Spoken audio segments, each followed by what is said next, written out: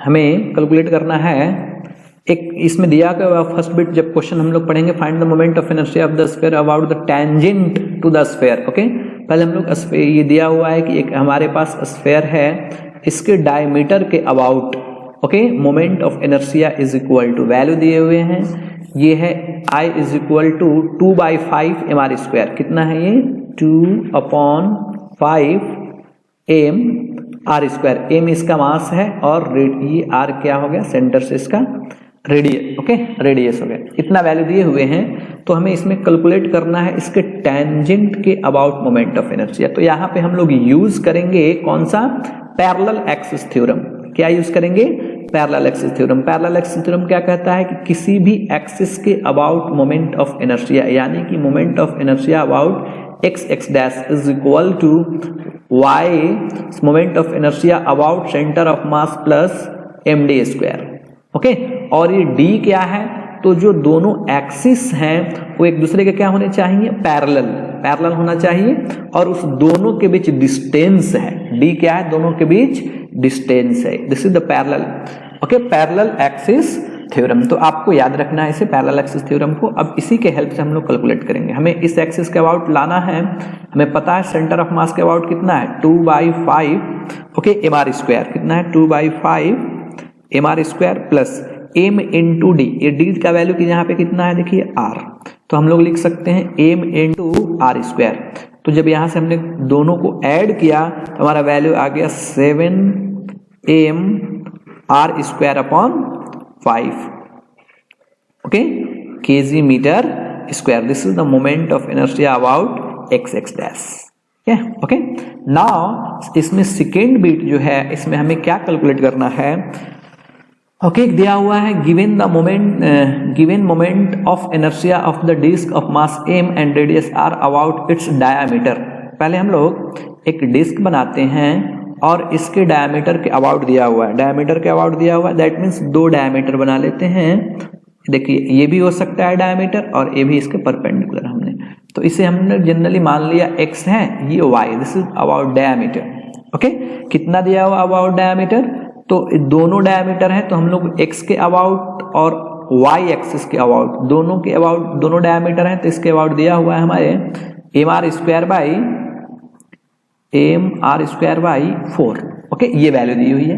अब हमें कैलकुलेट करना है, find the moment of inertia about the axis normal to the disc. एक डिस्क पे क्या होना चाहिए, normal, and passing through point on its edge. किसी एक पॉइंट से, वन सेक मैं इंडिकेट कर लूँ, देखिए ये पहले डायमीटर, अब डायमीटर पे नहीं, ये परपेंडिकुलर। सपोज इसे हमने डॉट मान लिया, dot that means outside the plane, इसे जेड एक्सिस मान लिया।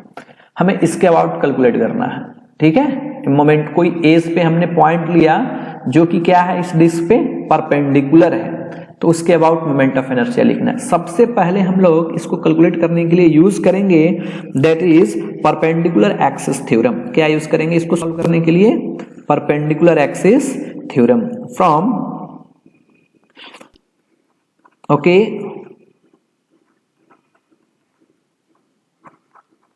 Perpendicular axis theorem. क्या कहता है परपेंडिकुलर एक्सिस थ्योरम, तो कहता है कि दो कोई भी एक्सिस, इसे मान लिया हमने, सपोज जेड है ना, इसे मान लिया सेंटर वाले एक्सिस को मान लिया एक्स वाई जेड, इसे मान लिया सपोज ए, क्या मान लिया ए। तो परपेंडिकुलर एक्सिस थ्योरम ये कहता है कि कोई भी 2-3 एक्सिस म्यूचुअल परपेंडिकुलर हों तो उनके बीच जो मोमेंट ऑफ इनर्शिया का रिलेशन होता है, एक किसी के अबाउट दूसरे दोनों के सम के इक्वल होता है। ओके, तो यानी कि हमें अबाउट ए अगर लिखना हो, ओके, ये सेंटर ऑफ मास है, जनरली सेंटर ऑफ मास कहाँ होगा, यहीं पे होंगे ना, तो about A is equal to moment of inertia about the X plus moment of inertia about Y. Okay, ये देखिए तीनों perpendicular, X axis Y X, ये X axis Y axis and A जो है, ये तीनों म्यूचुअल एक दूसरे पे क्या है, परपेंडिकुलर।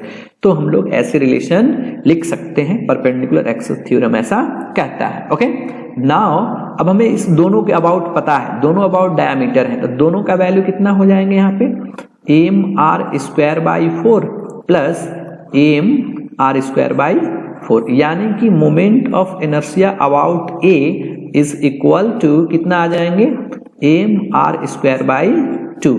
यही किसके, ए क्या है, A is the position of centre of mass, तो इसी को हम लोग क्या लिख सकते हैं, ICOM, moment of inertia about centre of mass. Now next bit हम लोग क्या कर सकते हैं इसमें, अब हमें यूज करना है पैरेलल एक्सिस थ्योरम। अब यहां से यहां तक अपने एक्सिस को शिफ्ट कराना है इसके पैरेलल, बिकॉज ये परपेंडिकुलर, ये भी क्या है परपेंडिकुलर, दोनों पैरेलल हो जाएंगे। अब दोनों पैरेलल हो जाएंगे तो पैरेलल एक्सिस थ्योरम जो हमने भी थोड़ा देर पहले यूज किया था इसके अकॉर्डिंग, तो हम लोग लिख सकते हैं moment of inertia about Z axis is equal to moment of inertia about centre of mass plus md²।